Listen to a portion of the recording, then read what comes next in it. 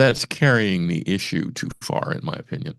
Um, the appraiser should have said, I went out there, I looked at it, the trim isn't done yet, but everything else is done. So here, do with it what you want to. It's your underwriting decision. Originating from deep inside the Rocky Mountains, transported through the power of the internet, and arriving inside your tiny earbuds. It's the Appraiser Coach Podcast, helping appraisers increase their efficiency, quality, and make more money. Here's the guy who makes it his life's mission to create value for real estate appraisers nationwide. Your host and the Appraiser Coach, Dustin Harris. Welcome, everybody, to the Appraiser Coach Podcast. My name is Dustin Harris. We got once again, our good friend Tim Andersen, who is going to be talking to us about some USPAP questions on our Dear USPAP Instructor episode. First, I want to pause and remind you that we're sponsored by a couple of great companies out there, Alamode being one of them. Alamode can be found on their website at alamode.com, or you can find them, of course, at 800 Alamode. And we are sponsored by OREP Insurance. OREP is my E&O of choice, should be yours as well. If you are with any other company, folks, check them out. Just look at the benefits that they've got on their webpage at OREP. That's OREP, OREP.org. I want to welcome back to the program, good friend of the program, been on the program more than any other guest, and with good reason, Mr. Tim Andersen, the Appraiser's Advocate. Welcome back. Dustin, thank you. I appreciate it. It's always good to be with you, and it's always good to be with your listeners. Thank you. Likewise. You're seeing me today on an off day. I don't have the typical button down blue shirt. I've even got a hat on today. So if you're on YouTube, it's special today. Tim, you're looking dapper as always. Well, for what it's worth, I have on a blue shirt. It happens to be midnight blue, but it's still blue. It looks pretty black to me, but we'll call it blue if you wanted to go that direction. Every once in a while, I have Mr. Tim Andersen. Go ahead. Sorry, I walked all over your comment. It's the way I got the studio lit. Gotcha. About once a month, I have Mr. Tim Andersen on. He is the Appraiser's Advocate. He is also a USPAP expert. He's widely known as one of the foremost USPAP experts, and we have him on the program because I'm not a USPAP expert, and we get questions frequently from our guests and in other places. In fact, the first question that comes today, Tim, is not from a guest. A listener rather. He may listen to the program. I don't know, but this was actually posted on social media. Therefore, I'm going to keep his name anonymous, and I'm not even going to read word for word his question, but I thought it was a great question to present to the Appraiser's Advocate to talk to us about how this kind of thing works. The question is about 1007s and 216s, and roughly, Tim, it's about, let's say he completed an appraisal. He did a regular 1004 appraisal, and then a couple of weeks later, the client came back and wanted more. They wanted a 1007, they wanted a 216. Any appraiser listening to this knows what those are: the rent schedule, the operating income statement. And his question was about, how do you do these things as standalone reports? What say you? Okay, you can do them as standalone reports, assuming you've got everything necessary in the work file. Let's go with the rent schedule. Basically, what the client is saying, okay, what does this property rent for? Well, as soon as you say, well, the property, if it were on the market today, would have a rental value of $1,800 a month. Okay, that's an appraisal. You have just expressed an opinion of market value. It happens to be market value of rental rather than sale, but it's still a market value. So you would have to have all the backup stuff in the work file that is necessary to support $1,800 a month or whatever it was I just said. And Dustin, make sure that your cup is turned sideways when you put it on camera, because I know what your cup says, because I have one too. Hey, I'm leaving that on there, and if people want to watch YouTube, this will drive them to YouTube. Actually, it'll probably censor me from YouTube. Well, okay. Worse things could happen. But yeah, I mean, you got to have the supporting data. Now, what does that mean? Well, okay, you went to MLS and you found 4 properties for rent, more or less similar to the subject. Okay, you download all that stuff. You go to Google and you type in single family residences in thus and so neighborhood and see what comes up. And sometimes stuff does, sometimes stuff doesn't. You're going to keep all that stuff. And then you're going to say, okay, now the rents were between $1,500 and $2,300 a month. So how did I come up with 18?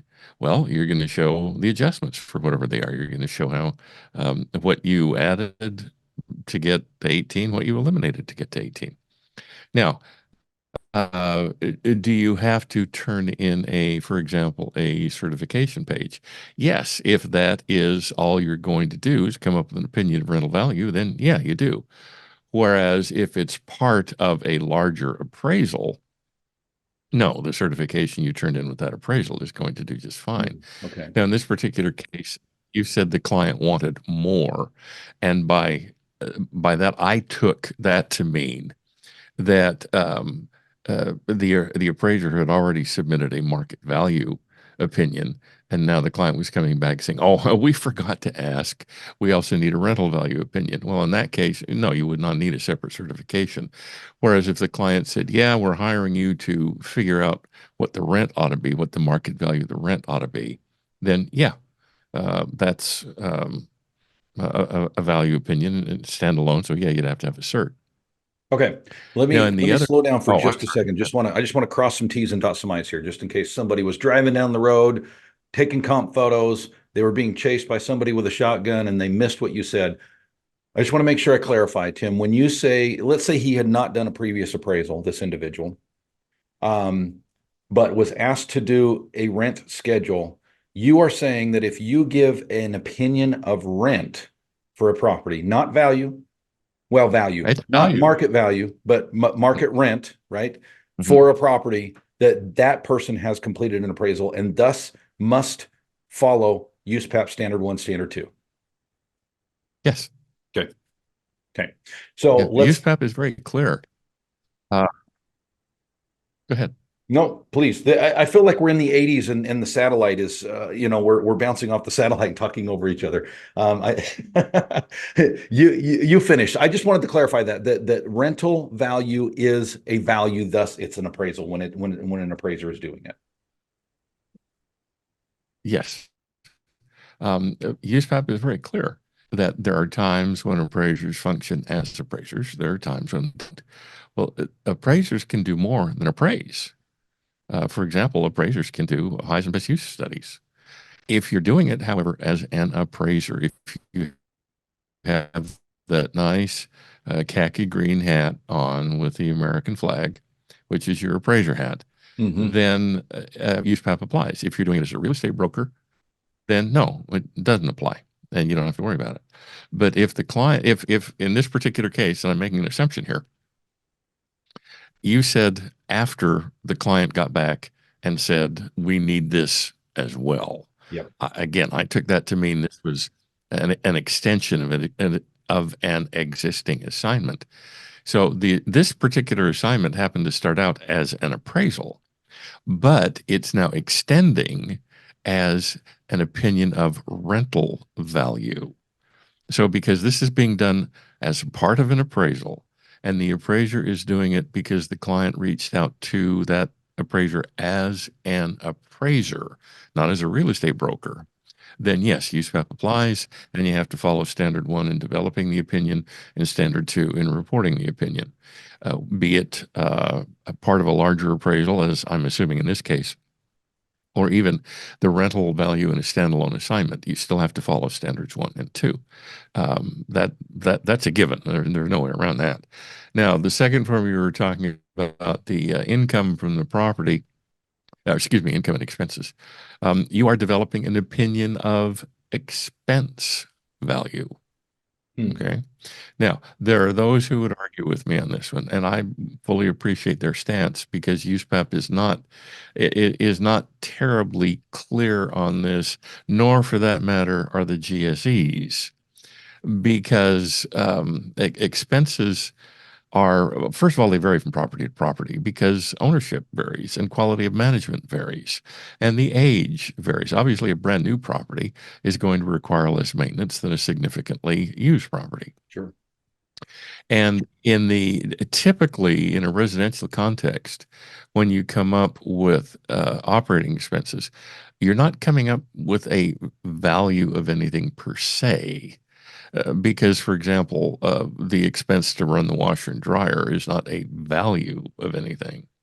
So that is a darker corner, and I would think that, well, to be safe, I would say just assume it's an appraisal, and you got to have a cert, and you got to have a work file, and blah blah blah. It is not clear if coming up with a list of market expenses results in any kind of a value. And there are a lot of other caveats we could go into on this, but to answer the question specifically, to be safe, just assume it's an appraisal. But from a purely practical standpoint, just to come up with a total of stabilized operating expenses, that isn't a value, because to make it a value, you'd have to project it out 10 years and then discount it back to present value and a few other things, and you're not doing that. Got it. Got it. Okay. So what I hear you saying is, number one, rental is a value and thus it is an appraisal. Number two, because it's an appraisal, you have to have a work file. Number three, since this individual did a previous appraisal with actual market value, he or she obviously already has support, right? But you need to have the support for the rental as well. And then if those three things are correct me if I missed anything there. No, I think you Okay. got it right. So then the question that I have comes from my mentor, or my training rather, from my mentor, my dear father, may he rest in peace, taught me that whenever you add something after the fact, he always put a statement in there that says, this is invalid without the previous appraisal or report or work file, what have you, referred back to the thing that was already sent. Is that a good idea? Is that rope to hang you with? Or I can't address, okay, I can't address the invalidity issue because I don't have enough information. From a standpoint of your father always included that, I think that's a good business practice. From a standpoint of what does USPAP require? No, it doesn't, because USPAP does not contemplate splitting up assignments. USPAP contemplates starting, doing, and ending an assignment, rather than, oh, you want me to come back and give you this information. Oh, okay.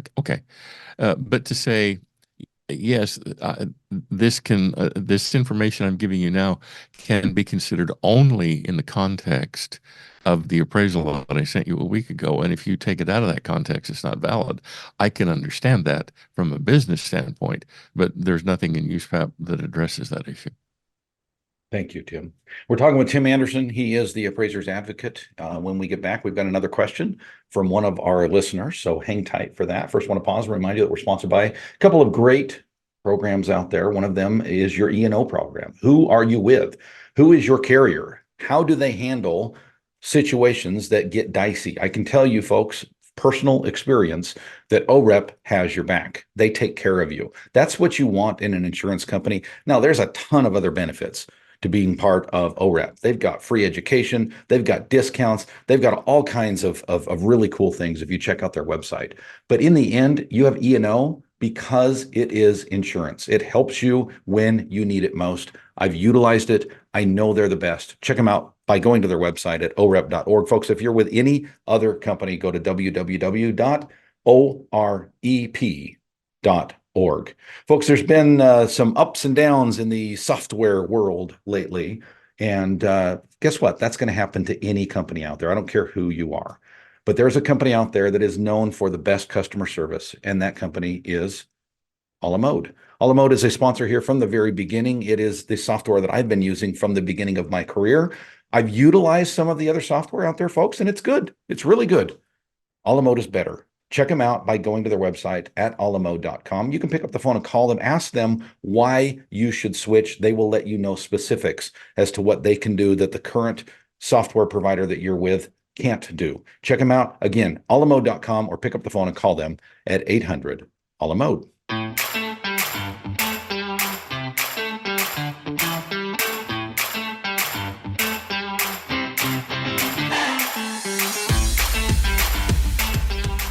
All right, folks, welcome back to the program. Mr. Tim Andersen, the appraiser's advocate.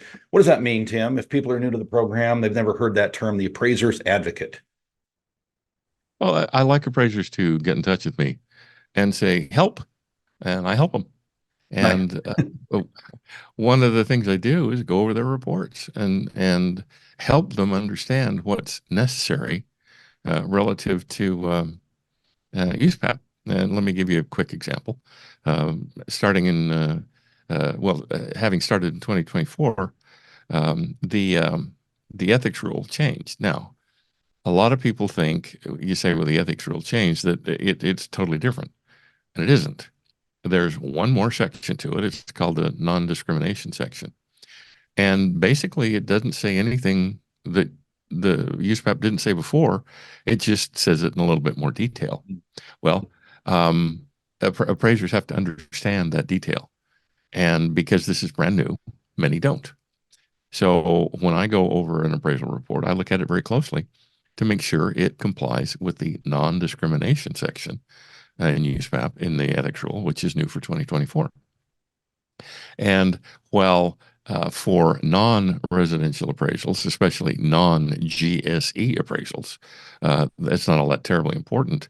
If you're going to do work for the GSEs, then yeah, discrimination is going to be a thing. And you've got to understand it, and you've got to make sure that, well, for example, I think I told you the story. And this went all the way up to the desk of Fannie or Freddie. I don't remember which one, but I mean, it was on some honcho's desk in Washington. Okay. And the subject had a pool, and a couple of the comps didn't. So the good folks at Fannie or Freddie, whoever it was, called the appraiser and said, why didn't you make an adjustment for a swimming pool? And the response was, oh, that's easy. The appraiser, the neighborhood is going Asian. Everybody knows Asians don't swim. Yikes. Yeah, prig grimace. Yeah, head smack. Yeah. So we help appraisers avoid stuff like that. And then simple internal inconsistencies. For example, at the top of page 2, the appraiser says there were 412 sales in the neighborhood last year. But then someplace else in the neighborhood, they say due to a scarcity of comparable sales in the neighborhood last year. Well, which one's right? 400 or a scarcity? They both can't be right. But appraisers get so lost in the details that little things like this don't stand out, whereas a second pair of eyes catches them. So that's what I do.